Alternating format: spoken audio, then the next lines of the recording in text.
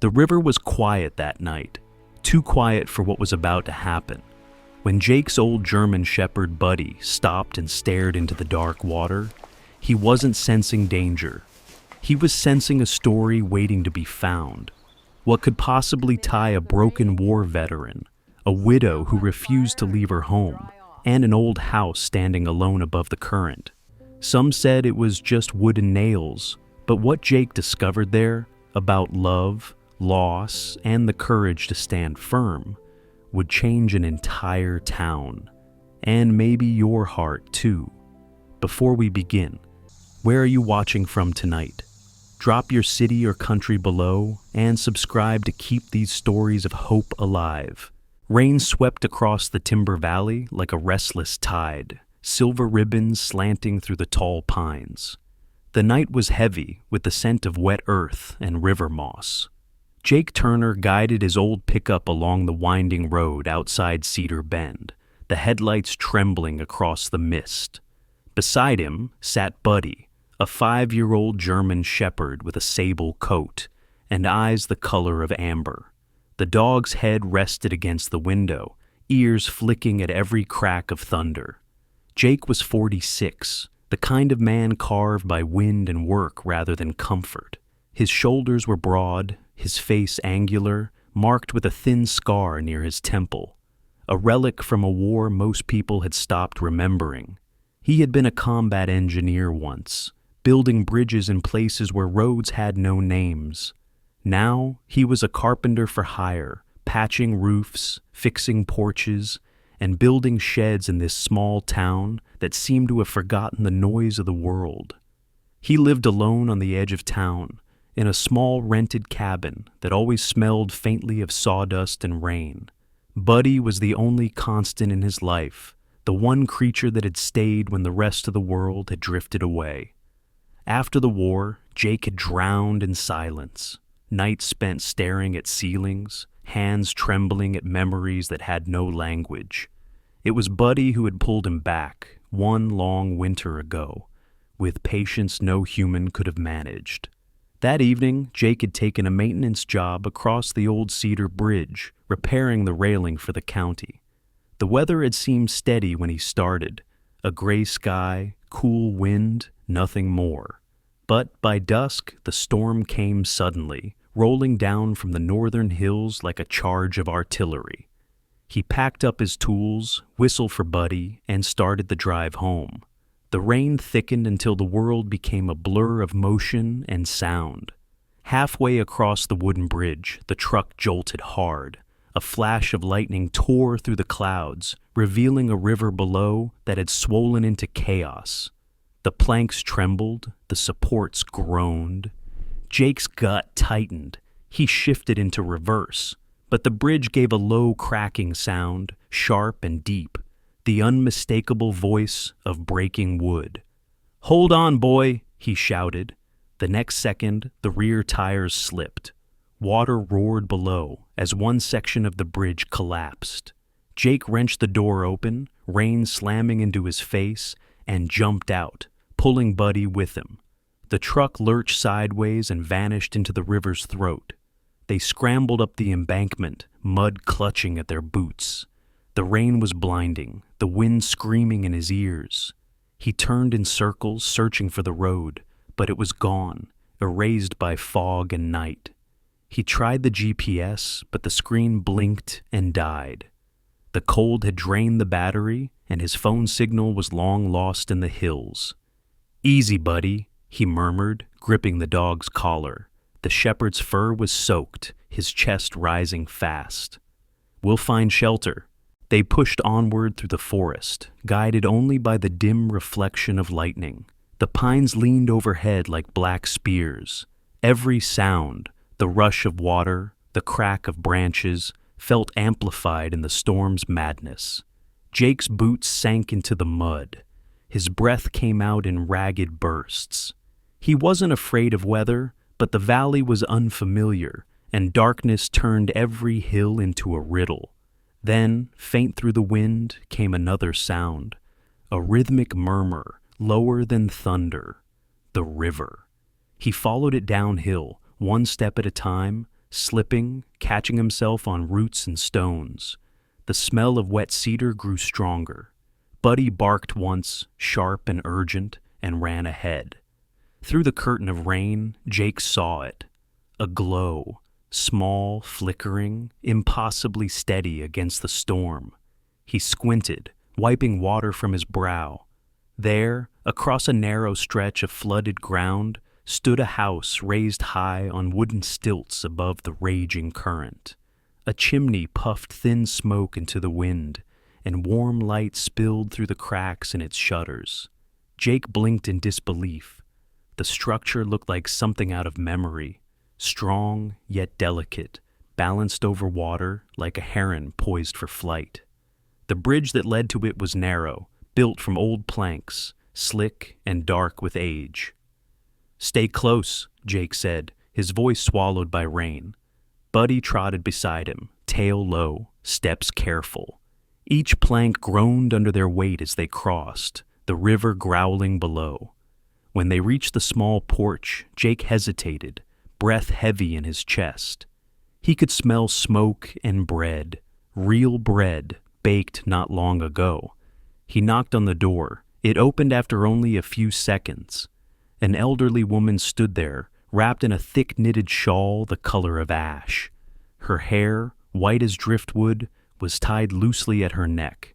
She had soft lines around her eyes, not from worry, but from years of squinting into the sun. Her gaze was steady, neither surprised nor frightened, just quietly assessing. "Evening," Jake said, water dripping from his coat. "Bridge gave out behind us. My truck's gone. We're just looking for shelter till the storm passes." The woman nodded once, without hesitation. "You better come in then. The river's angry tonight." Her voice was calm, but there was a firmness in it, the kind that brooked no argument. She stepped aside, and warmth washed over him like mercy. The cabin's interior glowed gold with firelight. Wooden beams crossed the ceiling, smooth from age and smoke. A stone hearth crackled at the center of the room. There was a narrow bed against the far wall, shelves lined with jars, a kettle steaming over the fire. The air smelled of pine, tea, and baked apples. Jake stood awkwardly at the threshold, dripping.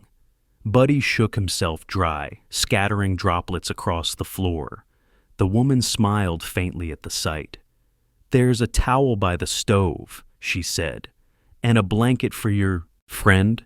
Jake wiped his hands, gratitude rising in his chest. "Thank you, ma'am. I'm Jake. This here's Buddy." "Ruth Harper," she said, "and you can call me Ruth. Sit by the fire before you freeze solid." He obeyed. The chair creaked beneath him, but it was sturdy. Ruth moved with quiet efficiency, hanging his soaked jacket on a peg and setting a mug of hot tea in front of him. The warmth hit his fingers like a balm. Buddy lay down near the hearth, sighing deeply, already half asleep. "You're lucky you made it off that bridge," Ruth said. "The river's been rising for weeks. Most folks don't come this far out during the wet season." "Didn't plan to," Jake replied. "Work ran late. Guess luck's relative tonight." Ruth chuckled softly, a sound both tired and kind. "That's the truth. The river takes what it wants, but sometimes she gives back too." Jake glanced around the cabin again, studying the structure. The floor was solid, the supports thick, the joinery precise. It wasn't just a home, it was craftsmanship. Whoever built it knew wood, like some men know prayer. "You built this?" he asked. Ruth shook her head slowly. "My husband did, many years ago. Said he wanted a place that could breathe with the water. Looks like he knew what he was doing." "He did," she said quietly. "He was a builder too. Once a soldier, always listening for what holds and what breaks." Their eyes met, and for a moment, Jake felt something unspoken pass between them, the recognition of those who had seen too much and learned to stay quiet about it. Outside, the wind howled. The river thundered against the stilts, but the house didn't tremble. It hummed faintly, as if alive, As if welcoming them, Ruth stoked the fire and laid another log inside. "You'll stay here tonight," she said simply. "The road's gone. When the morning's dry, we'll see about getting you back to town." Jake hesitated. "I don't want to trouble you." She waved it off. "You're not trouble. Storm's trouble. Sit. Rest." He nodded. "Yes, ma'am." As the fire crackled, fatigue began to pull at him. The warmth, the scent of wood, the rhythm of the rain. All of it blended into a strange peace he hadn't felt in years. Buddy shifted in his sleep, paw twitching as if running through dreams. Jake watched the flames dance, his thoughts drifting. He wondered who Ruth's husband had been. What had driven him to build a home over a river that could swallow it any day? But the longer he listened, the more he realized the house wasn't fragile. It was alive, breathing in sync with the water beneath it. By the time his eyes grew heavy, the storm had softened to a distant whisper, and before sleep claimed him, he heard Ruth's voice, low and steady, as she placed another log on the fire. "Rest easy, soldier. The river's kind to those who respect her." Morning crept softly over the river, sunlight breaking through the fog like fingers parting gray silk. The storm had passed, but its memory lingered in the smell of wet wood and pine. Jake woke to that rhythm of dripping water and the deep, patient murmur beneath the floor, the sound of the house breathing. Ruth sat at the small wooden table by the window, a cup of coffee cooling beside her. The soft light touched her silver braid, her face calm, yet sharp-edged like weathered oak. She had the stillness of someone who had learned long ago that waiting could be a kind of strength. Jake stretched, the ache in his shoulders reminding him he'd slept in a stranger's kindness. Buddy yawned by the hearth, then trotted to the door, tail wagging once before curling near the fire again. "You sleep well?" Ruth asked without turning. "Well enough," he said. "Feels like this place hums even when it's quiet." She smiled faintly. "The river never stops. If you live with her long enough, you start to hear her breathing through the walls." He poured coffee, savoring its warmth. "You built this yourself?" "My husband did," she replied, voice soft but steady. "Long ago. Said he wanted a place that listened instead of shouted." Jake studied the beams, how they met in perfect balance. He must have known his craft. This house isn't resisting the river, it's part of it. Ruth's eyes flickered with pride and grief.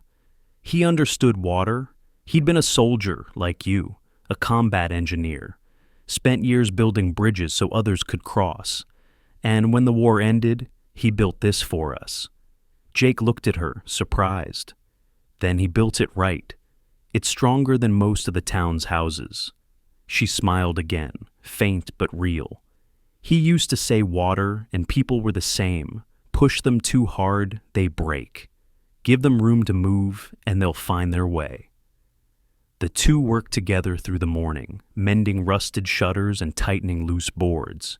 Ruth moved with slow precision, her hands still sure despite age. Jake admired her quiet endurance. There was a grace in the way she refused to let the years unmake her. Around noon, a low hum of an engine broke the peace. Buddy lifted his head, ears pricked. Jake stepped onto the porch just as a dark sedan crawled down the muddy path. Two men emerged. The first was tall and lean, in a dark overcoat far too fine for the riverbank. His slicked-back hair and pale eyes gave him a polished, predatory air. The second was younger, nervous, clutching a clipboard like a shield.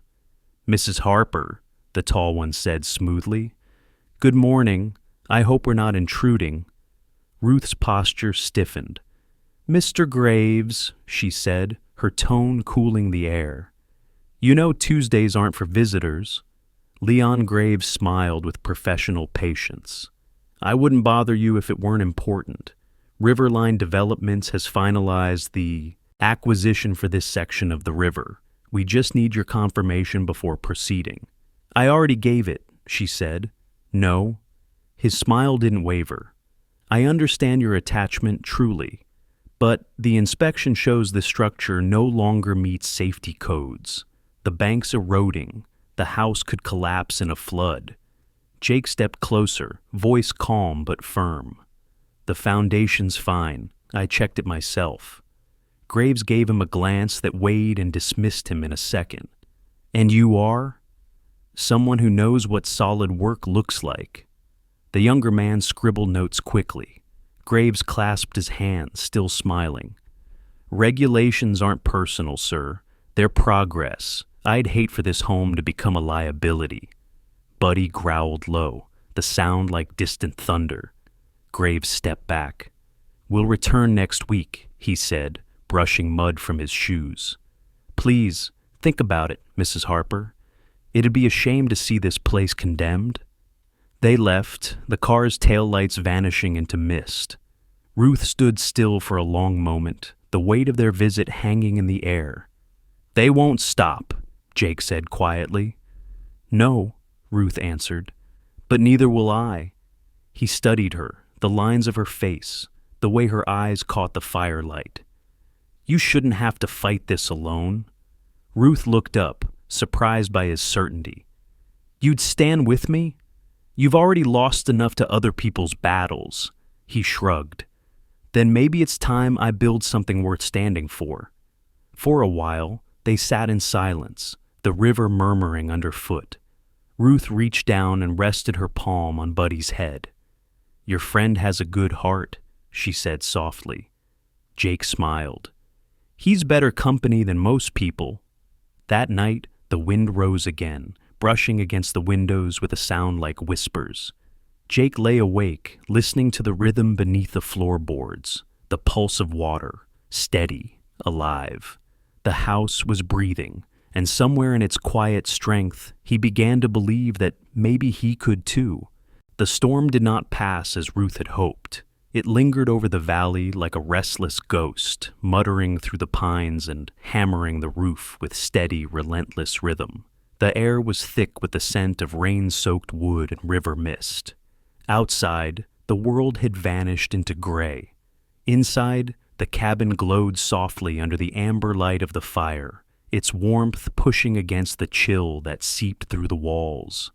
Jake sat at the small table, patching a broken handle from Ruth's cupboard. The faint scrape of his knife on the wood filled the room between rolls of thunder. Buddy lay by the hearth, paws tucked beneath his chest, his fur drying in slow waves. The shepherd's ears twitched at every distant rumble, but his eyes stayed half-closed, content in the nearness of fire and safety. Ruth moved quietly about the kitchen corner, her shawl draped over her shoulders, stirring a pot that simmered with the smell of vegetables, broth, and something faintly sweet. Apples, maybe. The way she handled things carried an old rhythm, as if she'd learned to make peace with routine long ago. Storm's heavier than the last, Jake said, not looking up from his work. Ruth nodded, her voice low. Sometimes she stays for days. The river doesn't like being told when to calm down. He smiled faintly at that. Reminds me of some sergeants I knew. She let out a small laugh, but there was a faraway tone to it. You were in the army, right? Yeah, he said, setting down the tool. Combat engineer. I built things in places where people mostly wanted to blow them up. Ruth poured the soup into 2 bowls and set one before him. And what did you build? Bridges, mostly. Floating ones, pontoon types. You'd be surprised how much a man can do with rope, fuel drums, and prayer. He stirred the soup, watching the steam rise. Sometimes they held, sometimes they didn't. The water always decides in the end. Ruth sat opposite him, folding her hands on the table. Did you lose anyone? He nodded slowly. Too many. We were crossing a floodplain once, in a place where the rain came down like this but thicker, like the sky was falling in pieces. The current took one of our trucks and a man named Reeves went with it. I tried to reach him, but the line snapped. I still hear the sound. The words hung between them, heavy as the rain outside. The fire popped, sending up a brief shower of sparks. Ruth didn't speak for a while, only looked into her bowl. When she finally did, her voice was softer, threaded with something almost like understanding. My husband, Harold, she said, was a sapper too. Said he spent half his life trying to make things that wouldn't fall apart. Jake looked up. Guess that's why this house stands the way it does. She smiled, faint and wistful. He came back from the war quieter, wouldn't sleep through the night, used to walk out here to the river and just listen. One evening, he told me he'd figured it out. Said he'd build something that could live with fear, not run from it. He wanted a place that would stand even when the world shook. Jake nodded, his chest tightening. Sounds like he did. Ruth's eyes glistened in the firelight. He said if he ever left this world before me, I'd have this house to keep me steady. Said it would know how to breathe even when I couldn't. For a while, they sat in silence, listening to the rain rattle against the shutters. Buddy stirred and lifted his head, ears pricking. He let out a low whine and moved toward a corner near the hearth, sniffing at the floorboards. Jake frowned.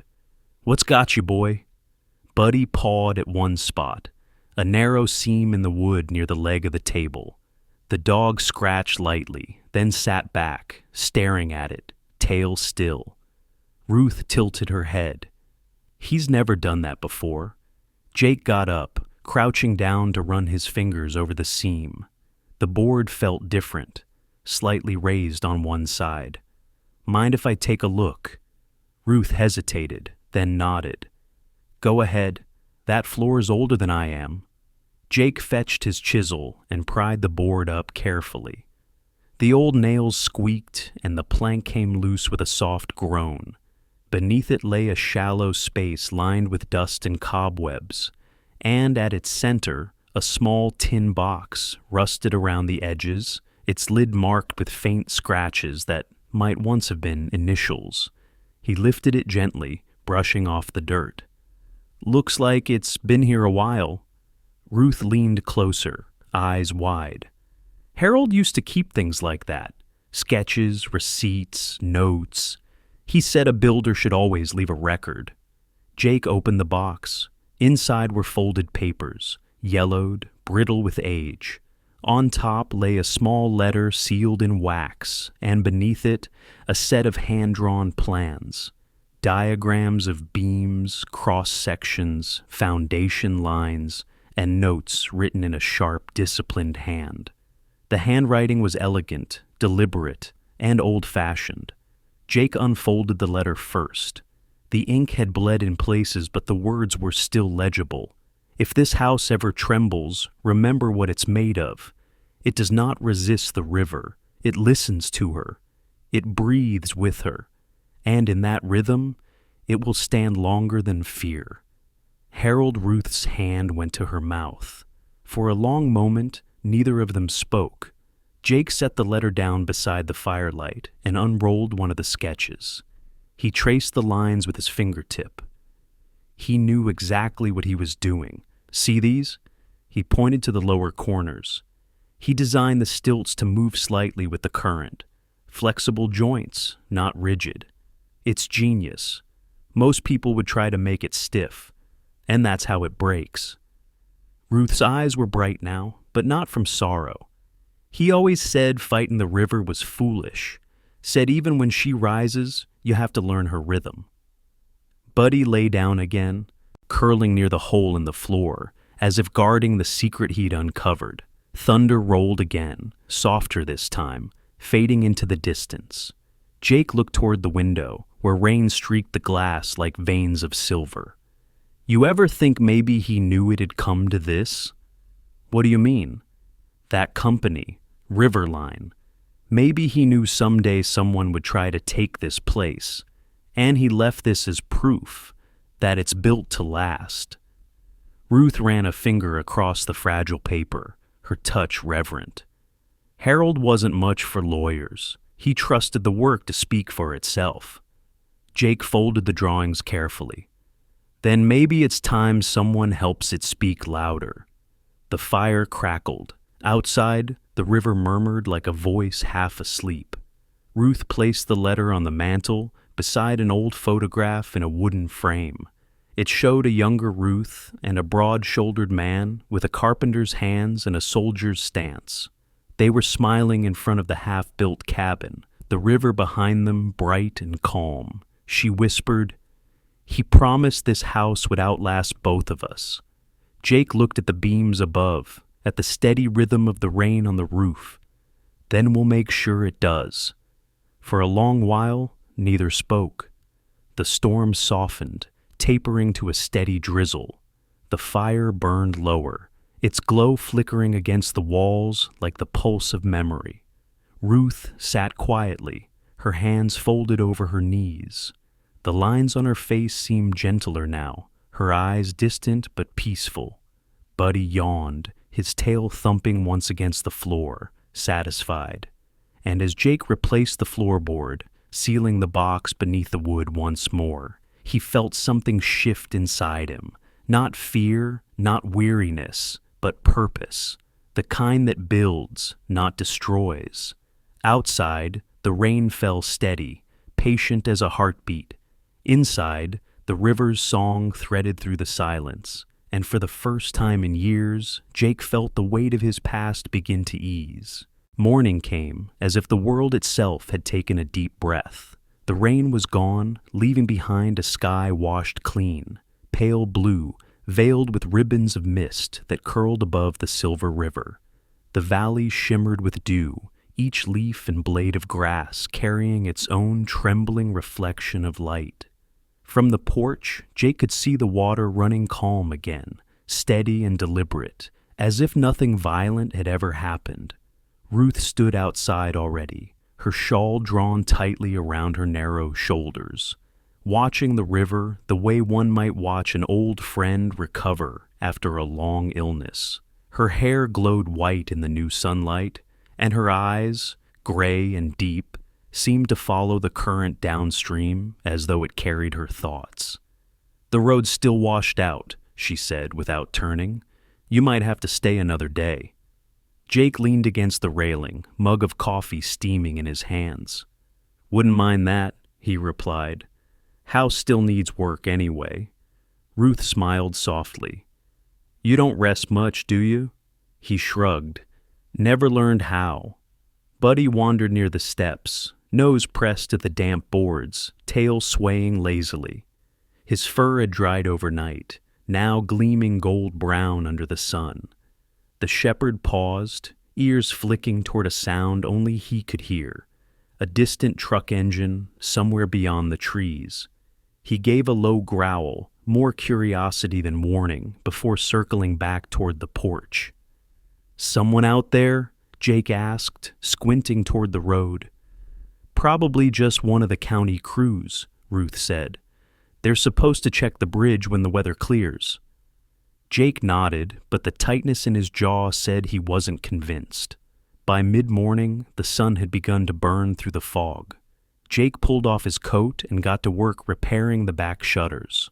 The wood, damp from days of rain, had begun to warp. He pried off the damaged panels, measured, sanded, and replaced each piece with careful precision. His movements were slow but sure, shaped by years of repetition. A man rebuilding small things to make up for what he couldn't rebuild elsewhere. Ruth joined him for a while, carrying nails and passing tools when he asked. She worked quietly, her hands steady, her breath slow. Even in her 70s, there was a certain grace in the way she moved, deliberate, practical, unafraid of labor. At noon, they paused to eat on the porch, bread, cheese, and the last of the soup from the night before. The air was cool but gentle. Somewhere in the distance, a bird sang as if the valley itself was waking from a long sleep. "You've got good hands," Ruth said after a while, glancing at the way Jake held the hammer. He chuckled. "These hands have built more bridges than I can count, and torn down a few when the orders said so." Her expression softened. "That's the curse of soldiers.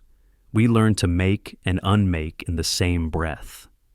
He looked at his palms, scarred and lined with sawdust. Sometimes I think they've forgotten what it feels like to build something that lasts. Ruth didn't answer right away. She was watching the river again, her gaze distant. Then, quietly, she said, "That's all I've wanted. For something to last." Her words hung in the sunlight like drifting dust. As the afternoon stretched, Buddy began pacing near the bridge. Every few minutes, he'd stop, sniff, and look toward the trees beyond the road. His ears pricked, tail stiff. Jake noticed and stepped down the porch stairs. "What's got your attention, boy?" Buddy barked once, sharp, the sound echoing off the water. A figure appeared briefly through the mist. A man in a reflective vest, tall, broad-shouldered, with a clipboard in one hand. His hair was cropped short, a pale blonde, almost white in the sunlight. He gave a quick wave. "Morning," he called. "County inspection." Ruth nodded politely from the porch. "Bridge is gone again," she said. "You'll have to cross by the north road." The man laughed awkwardly. Just making a note. Have a good day, ma'am." He scribbled something on his paper, tipped his cap, and walked back toward the trees. Jake watched him go. "That wasn't one of your county boys, was it?" Ruth shook her head slowly. "No, their truck's usually marked, and they never come alone." They exchanged a look, neither speaking the worry aloud. Buddy growled again, low in his throat, then settled by Ruth's chair, keeping his eyes on the path long after the man had disappeared. By late afternoon, the light turned golden. The air smelled of pine and wet earth. Jake finished reinforcing the porch rail and cleaned his tools. When he turned back, Ruth was sitting by the window, a notebook open on her lap. She wasn't writing, just tracing her fingers over the cover, lost in thought. He walked over. "Something on your mind?" She looked up at him, eyes gentle but tired. "I was just thinking about Harold, about how we came here." Jake waited. He had learned that sometimes silence was the best way to listen. Ruth's voice came low, almost a whisper. After the war, he couldn't bear the sound of cities anymore. Said they all felt like noise pretending to be life. We traveled for years, from base towns to mountain cabins, always moving, always chasing quiet. Until one day, we found this bend of the river. He said, "Here, this is where it stops." And he built the house right into the current, like he trusted it to hold him steady. She looked down at her hands, calloused and thin. "I don't want to fight anyone, Jake. Not the men from the company, not the world. I just want to stay here until I can't anymore. We went too many places trying to find peace. This is the only one we built with our own hands." Jake sat beside her, resting his forearms on his knees. He didn't speak at first. His gaze fell on the sketches they had found the night before, still lying on the table, the old inked lines showing how the foundation moved with the flow of the river. He felt the weight of it, the craft, the devotion, the faith behind every mark. "I think I understand," he said finally. "In the war, we built bridges that barely lasted a week before something blew them apart. But this..." He looked around the room, at the wooden beams glowing in the last light. "This deserves to last. If this is where you want to stay, then I'll make sure it stands for another 100 years. Ruth's lips trembled into a faint smile. "That's a big promise." Jake returned the smile. So was his. Buddy, lying nearby, gave a short bark as if agreeing. The sound made them both laugh, the tension of the day melting into warmth. As evening settled, Jake spread Harold's drawings across the table again. He marked weak joints with a pencil, scribbling notes in the margins. His handwriting was rough but sure. He made a list of what they'd need: fresh planks for the north wall, iron nails for reinforcement, sealant for the base joints, rope for the stilts. He worked quietly, the fire crackling beside him, Ruth humming something soft as she knitted. Outside, the last of the sun touched the river, turning it to gold. The house glowed in its light, the same way it might have the day it was first finished. When the sky dimmed to violet, Ruth spoke again. "You should go into town tomorrow. You'll need supplies, and I'll need sugar if we're to survive another storm." Jake nodded, smiling. "I'll leave early. Might be a long walk with the bridge gone." "Take Buddy," she said. "He knows the woods better than anyone." The fire burned low. The sound of the river grew steady, calm again. Ruth closed her notebook and looked out at the darkening water. "He used to say the river was alive, that it remembers kindness. Maybe she remembers him still." Jake looked up from his notes, his face half shadowed by firelight. Maybe she remembers everyone who tried to build something honest along her banks. Outside, the first stars blinked over the ridge. Buddy curled near the door, tail twitching in sleep. Jake laid the papers aside, his resolve steady. Tomorrow he would walk into town, gather what was needed, and start the work. Whatever storm came next, they'd be ready. And as Ruth whispered her evening prayer, quiet, thankful, unhurried, the house seemed to exhale with her, breathing once more in time with the river that had carried so many memories and still refused to let them drown. Cedar Bend lay quiet under the late morning sun when Jake and Buddy reached town. The air smelled of fresh rain and dust, that strange peace that comes after a storm. Jake walked along the muddy road, his boots leaving firm impressions on the damp ground, a canvas tool bag slung over one shoulder. Buddy trotted close, tail swaying, occasionally glancing up as if checking whether Jake still followed the same path he'd chosen yesterday in silence. The hardware store sat near the corner of Main Street, its windows fogged slightly from the humidity. The painted sign above the door read, "Dawson's Supply and Timber, since 1948. Inside, the smell of wood shavings, oil, and coffee filled the air. Behind the counter stood Cal Dawson, a man in his late 50s with a chest like a barrel and arms corded from decades of hauling lumber. His beard was gray, trimmed short, and his eyes, pale blue and kind, brightened when he saw Jake. "Well, I'll be damned," Cal said, grinning beneath his mustache. "Didn't think I'd see you around after that bridge washed out." Jake smiled back, shaking his hand firmly. "You and me both. Came close to being part of that river myself." Cal laughed, then glanced at Buddy. "And the dog made it too, I see. Still got that sharp look in his eyes. Guess the storm didn't scare him much." "He's seen worse," Jake said, scratching behind Buddy's ear. "We both have," Cal nodded, his smile softening. "So, what brings you in? Need supplies for another county job?" Jake hesitated, then shook his head. "No, private work this time. I'm helping someone fix up a house by the river. Old one, on stilts." Cal's expression changed. Not judgment, but curiosity mixed with surprise. "You mean the Harper place? That widow's still living out there?" "She is," Jake said. "And the house still stands better than most after all that rain." Cal leaned on the counter, arms folded. "Riverline's been sniffing around there again. You sure that's a fight you want?" Jake smiled faintly. "I'm not looking for a fight, just trying to help her keep what's hers." Cal grunted in approval and began pulling items from the shelves, nails, bolts, rope, and wood sealant. As he set the pieces down, he said, "You know, my old man used to say, some things stand not because they're strong, but because someone refuses to let them fall." Jake nodded. "That's what I'm counting on." A young man behind the counter, Eli Carter, early 20s, thin with messy blonde hair and a camera looped around his neck, had been listening quietly.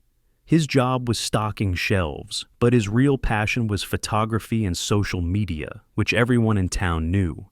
He'd seen Jake's quiet composure and the way the older man spoke with weight behind every word. As Jake paid and gathered his supplies, Eli asked, "Sir, you really fixing up the Harper house? The one right over the river?" "Yeah," Jake said, hoisting the lumber over his shoulder. "She wants to stay there. Seems to me she's earned the right." Eli smiled awkwardly.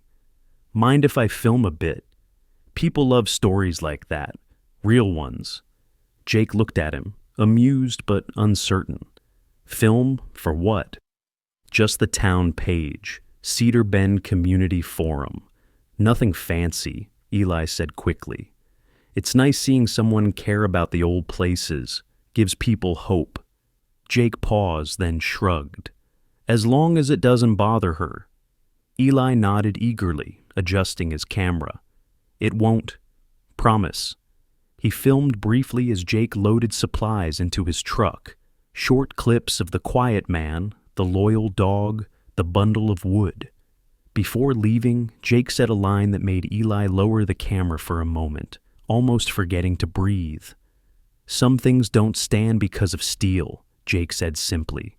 "They stand because people believe they should." Eli smiled, grateful. "That's a good line." "Not a line," Jake replied, patting Buddy's side. "Just truth."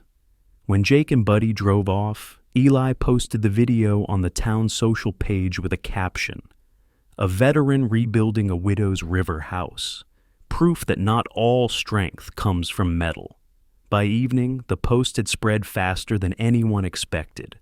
Comments poured in, old neighbors, local students, and townsfolk who had grown up hearing stories about the Harper house. Some wrote, "My grandpa helped build that bridge by the river. Bless this man for keeping the spirit alive." Others said, "Cedar Bend could use more men like Jake." By the next morning, something remarkable happened. A rusty blue pickup appeared first, driven by Thomas Briggs, the town electrician, a stout man with a heavy limp from an old work injury. He parked near the Harper property and climbed out, holding a toolbox. "Heard you needed wiring fixed," he said gruffly. "Can't have a house standing if the lights don't."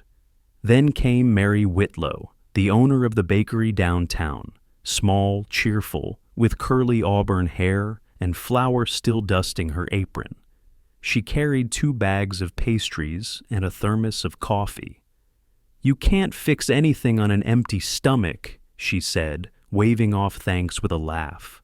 Later that afternoon, a small white van rolled up with 3 college students from the nearby community college, all young, eager, carrying hammers and optimism. They'd seen the post online and wanted to help. One of them, Sophie Tran, a Vietnamese-American student studying architecture, said shyly, "We want to learn how old structures survive. If it's okay, we can help with small repairs." Ruth was overwhelmed at first. Standing on the porch, shawl fluttering, hands pressed together as if in disbelief. "I never asked for this," she murmured. Jake smiled. "Sometimes kindness doesn't wait to be asked." Buddy wagged his tail furiously, running circles around the workers as they unloaded wood and tools. Every thud of a hammer made him bark once, joyfully, as if cheering them on. The river valley filled with sound again. The ring of nails, the laughter of strangers, the rhythm of saws slicing through timber. Ruth moved between them, offering lemonade and small words of thanks. Jake directed repairs, guiding them on which beams to reinforce, how to angle supports to follow Harold's original design.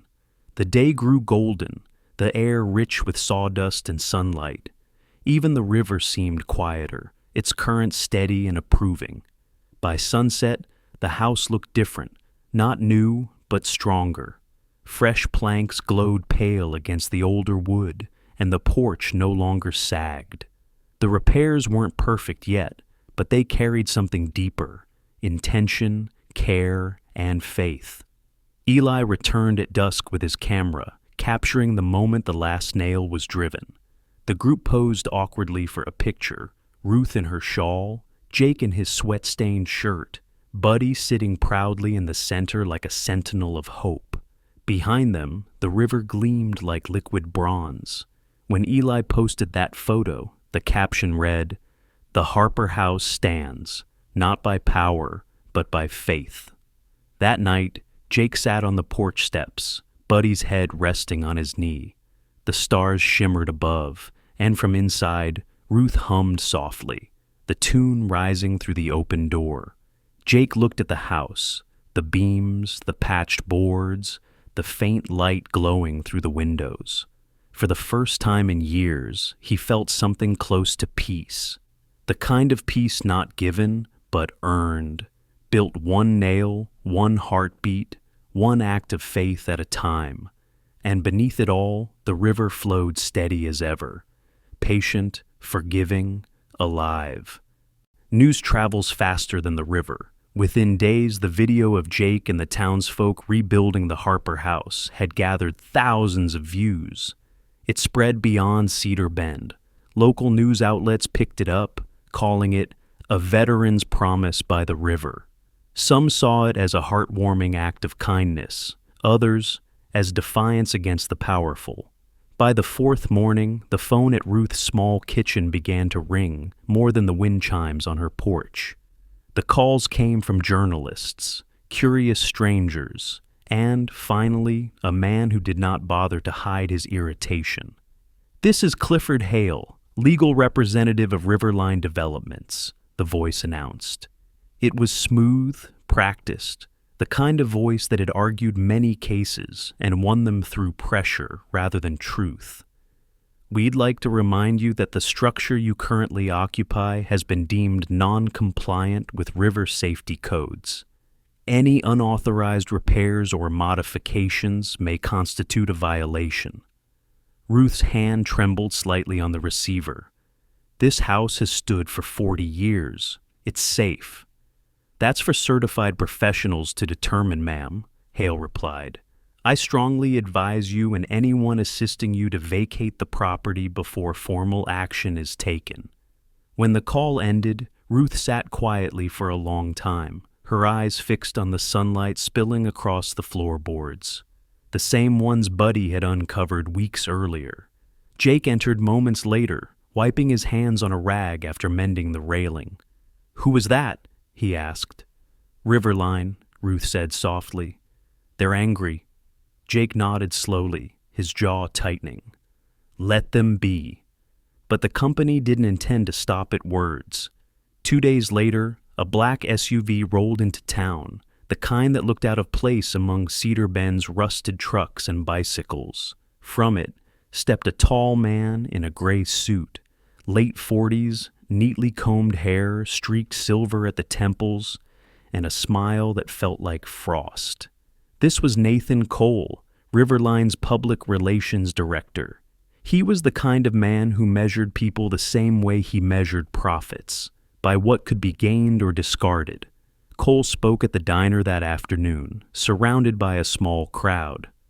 "Riverline cares deeply for community safety," he said, gesturing with open hands. "We understand the sentimental value of the Harper property, but the truth is, sentiment doesn't stop erosion. We're only trying to protect lives." At a corner table sat Sarah Walker, the town's local journalist, mid-30s, tall and slender, her dark hair tied back in a loose bun, and her eyes sharp behind a pair of round glasses. She'd worked for the Cedar Chronicle for nearly a decade, known for her calm tone and relentless pursuit of honesty. She had covered small-town weddings, church fairs, and once a flood rescue that changed her outlook on what truth really meant. When Cole finished, she approached him. "Mr. Cole, would Riverline be willing to share their safety reports for the Harper property? You mentioned non-compliance. Could the public review that data?" Cole smiled faintly. "Those are internal documents, Ms. Walker, not for public release." Sarah tilted her head. Then perhaps your transparency isn't as deep as your concern. He chuckled, unshaken. Transparency doesn't mean surrendering confidential information. You, of all people, should understand that. When the article appeared the next morning, its title was gentle but firm. Who decides what's safe, people or profit? The piece caught Jake's attention as he unloaded supplies. He read it twice, his thumb tracing the ink-stained photo of the river house below the headline. That evening, he placed the old letter from Harold Harper and the architectural drawings on the kitchen table. "Ruth," he said, "it's time people see the truth from the man who built this place." The next morning, Jake drove into town with Buddy in the passenger seat. He met Sarah outside the Chronicle's office, a narrow building with faded blue paint and flower pots lining the windowsill. She looked up as he approached, tucking her notebook into her coat pocket. "You must be Jake. And you must be the only one asking the right questions," he said, offering a hand. Her handshake was steady. "That's my job. What brings you here?" Jake laid the bundle of papers on her desk. "Proof. The house isn't unsafe. It was designed to live with the river, not against it. The man who built it, Harold Harper, was a combat engineer. He knew exactly what he was doing." Sarah unfolded the papers carefully. The diagrams were precise, annotated with notations about weight distribution and current flow. She read the accompanying letter silently, her expression softening. "This could change everything," she murmured, "but they'll challenge it." "Let them," Jake said. "If we hide it, we've already lost." That afternoon, Sarah published an extended article with the headline, "The House That Listens to Water, a Veteran's Design Still Standing Strong." She quoted Jake's words, simple but powerful. "Steel rusts, but belief doesn't." The story traveled beyond Cedar Bend, reaching larger papers in the state. Soon the governor's office received inquiries about Riverline's handling of rural properties, and public interest spiked. The company, now cornered by public scrutiny, released a statement. Riverline Developments remains committed to community safety. In response to public interest, we are dispatching a certified inspection team to verify structural integrity. When Sarah read the statement aloud at the diner, Jake only nodded. "Good," he said. "Let them come." The following week, the inspection crew arrived. 3 men and a woman, all in branded safety vests. The lead, Inspector Martin Graves, was a stocky man with a square jaw, a shaved head, and the permanent squint of someone who mistrusted everyone but his own tools. His partner, Lisa Graham, was younger, mid-20s, her freckles visible even under the sun, expression wary but not unkind. Ruth watched from the porch as they unloaded equipment, sensors, tripods, cameras. The moment felt tense, like soldiers setting up camp before a silent battle. Buddy stayed close to Jake's side, tail still, eyes fixed on every movement. Graves crossed his arms, looking up at the beams.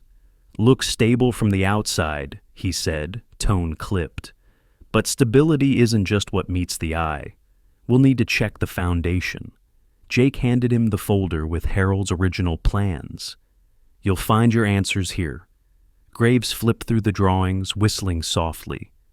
"These are decades old, but—" He paused, tapping one corner of the blueprint. "I'll be damned. Whoever built this knew what they were doing." Lisa leaned closer. "You don't see flexible stilt systems like this anymore." Ruth smiled faintly. He believed in living with the river, not against it. Graves met her gaze, his tough demeanor softening. "That's a good philosophy. Most of our engineers could learn something from him." Jake nodded. "Then show that to your report." When the team finished, the sun was dipping low, setting the river ablaze with orange light.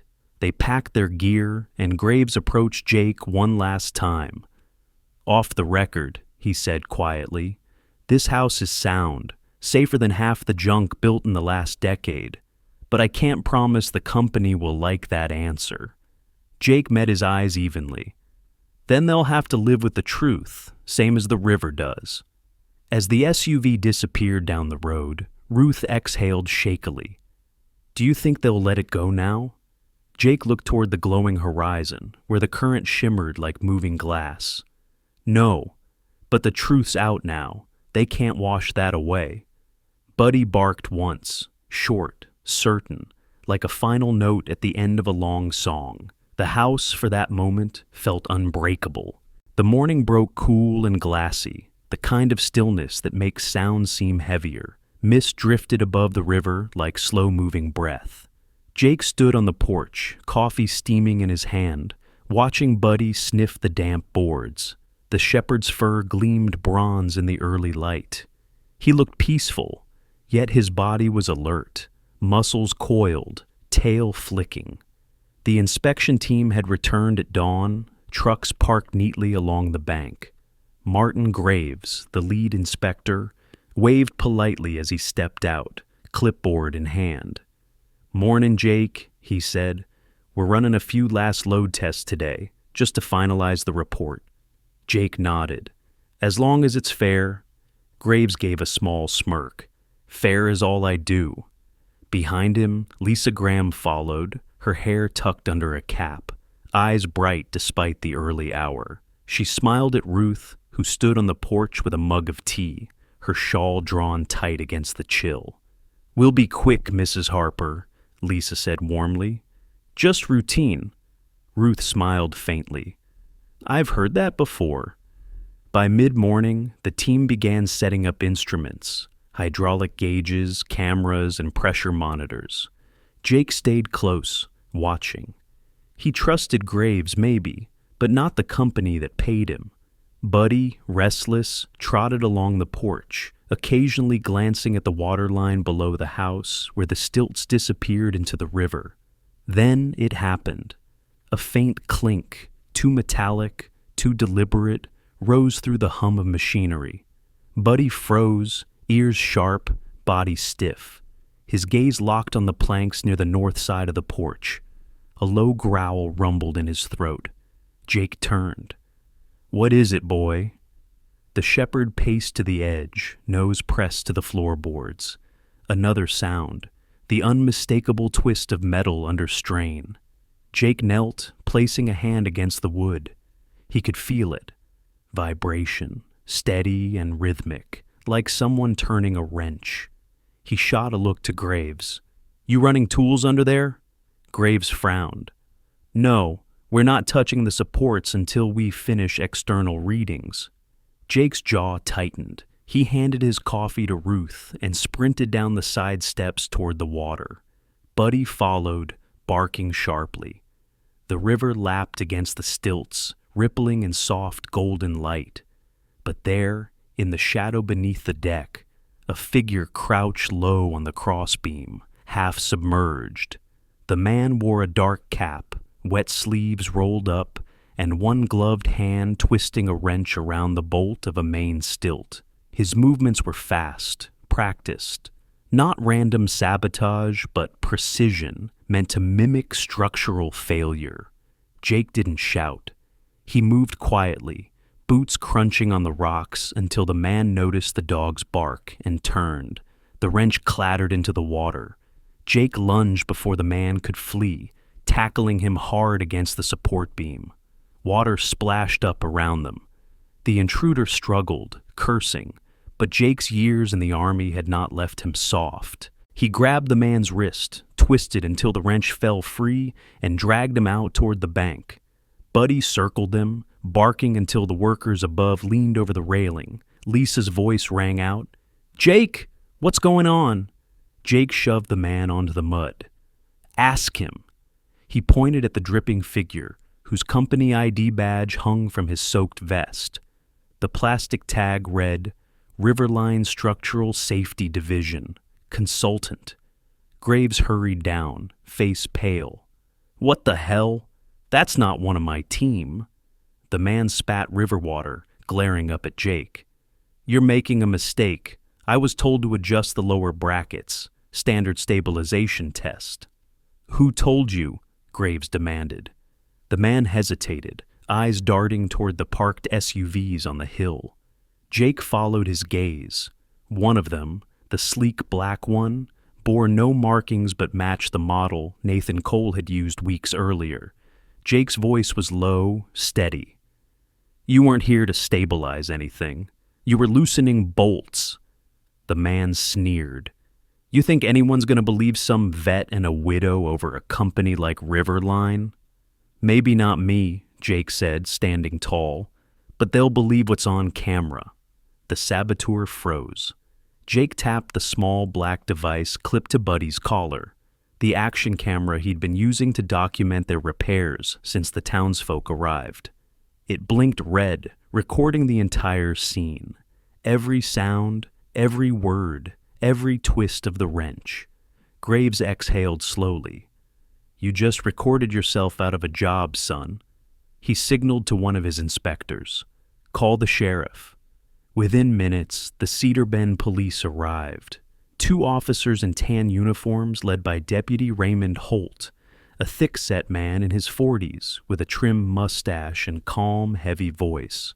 Holt had the kind of patience born from years of dealing with stubborn townsfolk and broken fences.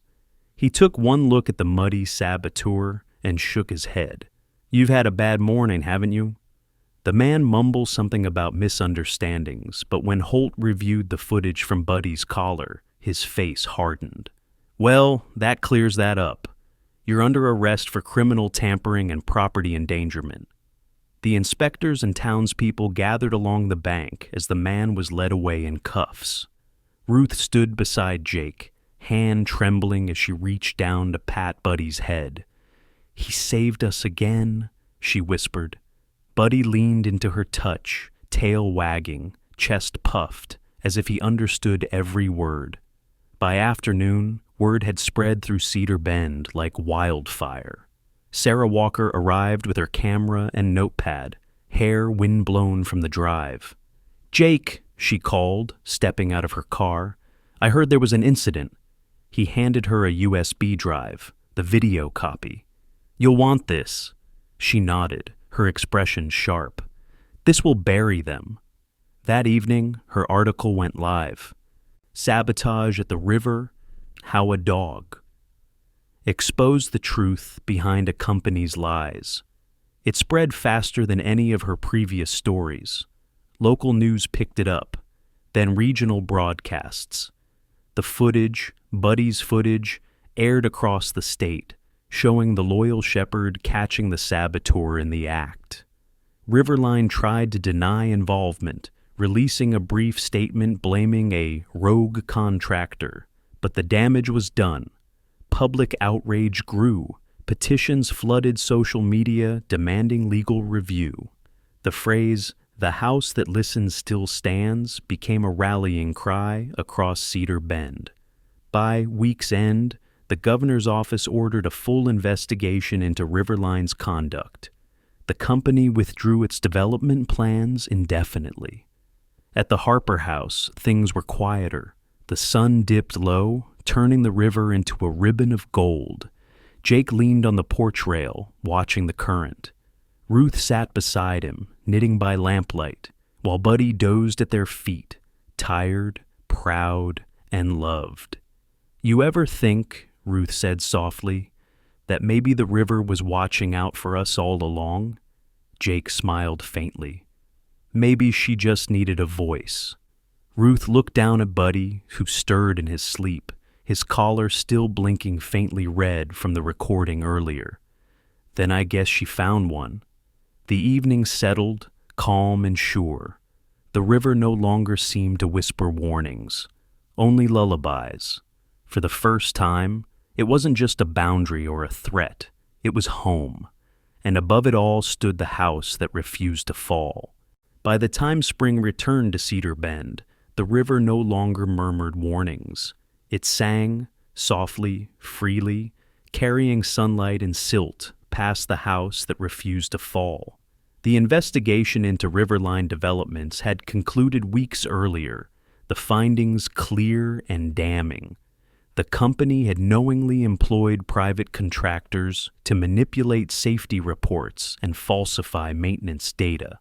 The press called it the scandal at the river. Riverline withdrew its projects across the county, their billboards quietly removed one by one. For the people of Cedar Bend, the story of Ruth Harper's house had become something more than a headline. It was a parable of resilience, whispered in classrooms, church gatherings, and small-town diners. The local council voted unanimously to preserve the Harper property as a community heritage site, a place built by hands that understood both wood and water. Jake stood beside Ruth on the day the plaque was mounted. The metal gleamed bronze under the noonday light. The inscription read, "This house stands not against the river, but with it." Ruth's eyes misted as she traced the words with her finger. "He'd be proud," she whispered. "He is," Jake said softly, watching the current shimmer behind her. The ceremony was small but heartfelt. Sarah Walker was there, camera in hand, capturing quiet moments rather than speeches. Buddy wagging his tail beside children who reached down to pet him. Old veterans saluting as they stood along the riverbank. Even Martin Graves and Lisa Graham attended, now volunteers with the new foundation Jake had helped create. The Listening House Foundation. Its purpose was simple but powerful: to teach carpentry and repair skills to veterans struggling to find their footing again. The old barn up the hill, once abandoned, was now filled with the sound of saws and laughter. Tables were built from reclaimed timber, canoes mended for the nearby scout troop, and benches donated to local parks. Jake oversaw every project, his once restless hands now steady with purpose. He found comfort in teaching others how to shape wood, how to give it strength without forcing it. "It's like life," he'd tell the younger vets. "You bend with the grain, or you'll break it." Ruth often came to watch, wrapped in her gray shawl. The lines around her eyes had deepened, but her smile had not faded. She'd sit with Buddy at her side, knitting as she listened to the sound of hammers and the distant rush of the river. One of the regular volunteers was Tommy Reyes, a quiet 30-year-old Marine veteran with close-cropped black hair and the haunted eyes of someone who had seen too much sand and silence. His right leg carried a metal brace, but he moved with determination, carrying planks as if each one steadied him. Jake took him under his wing. "You don't have to rush," Jake told him one afternoon as they worked on a fishing dock. Tommy nodded, sweat streaking his face. "Rushing's the only speed I used to know." Jake smiled faintly. "Then it's time you learned another." Moments like that became the rhythm of life, the steady heartbeat of something bigger than the house itself. As the foundation grew, donations poured in. Mary Whitlow from the bakery hosted weekend bake sales.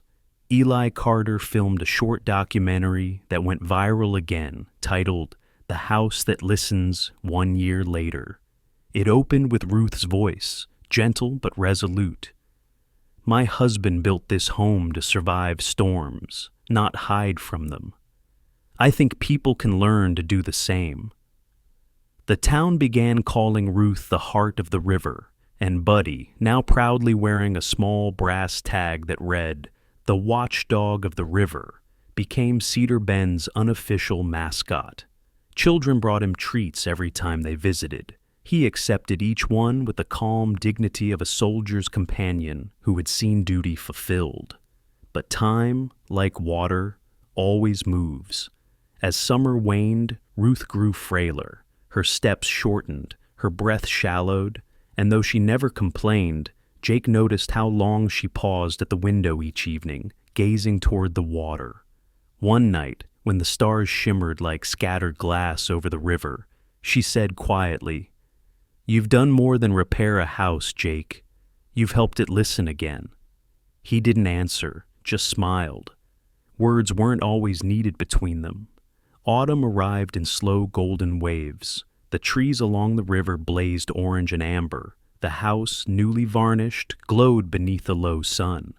Jake had reinforced every beam, resealed the stilts, and rebuilt the north porch using the same joinery Harold once designed. Ruth insisted on keeping her seat by the window. Sometimes she spoke to the river as if it were an old friend. "He always said water remembers," she murmured once to Sarah, who had come to deliver a newspaper. "Now I think people do too." Sarah placed a hand on hers. "You've given them something worth remembering." Ruth smiled. "No, dear, the house did. I just kept it company." As the days shortened, Jake noticed the small changes. How she held her cup with two hands, how Buddy rarely left her side. One evening, as the sky dimmed into lavender, she asked Jake to sit beside her. "You know," she said, "Harold used to tell me that if you build something with love, it learns how to hold itself together. I think that's true of people, too." Jake's throat tightened. "You built something that held us all together, Ruth." Her fingers, cool but steady, brushed his. "Promise me you'll keep it alive. Not just the house, the kindness that built it." "I promise." That night, the air turned cool, the kind that whispers of change. Jake covered Ruth with a blanket before stepping outside to fix a loose shutter. When he returned, the lamp beside her had dimmed, her knitting laid neatly on her lap. Her eyes were closed, her expression serene, as if she'd simply followed the river's call back home. Jake stood there for a long moment, unable to move. Buddy climbed onto the rug beside her chair, pressing his head to her knee, then looking up at Jake with quiet understanding. The following morning, the whole town gathered. Bells tolled softly over Cedar Bend. Sarah wrote her final piece, the river's gentle goodbye. It ended with Ruth's own words. "He once said water knows how to listen. Now I believe people do too." A week later, Jake and Buddy sat on the porch at dusk. The river shimmered in gold beneath the fading sky.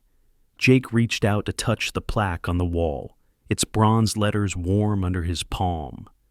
"This house stands not against the river, but with it." Buddy rested his head on Jake's knee, tail thumping gently. The air smelled of cedar and memory.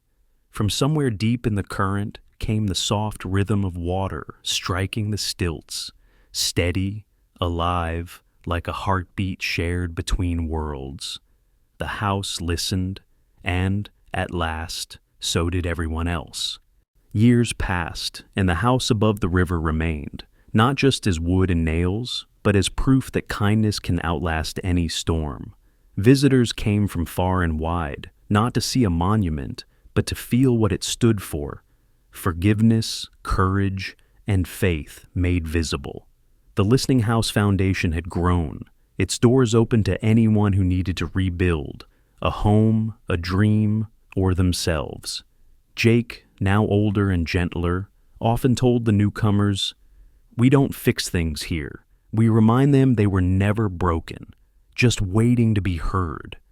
The river flowed as it always had, whispering the same truth through every ripple.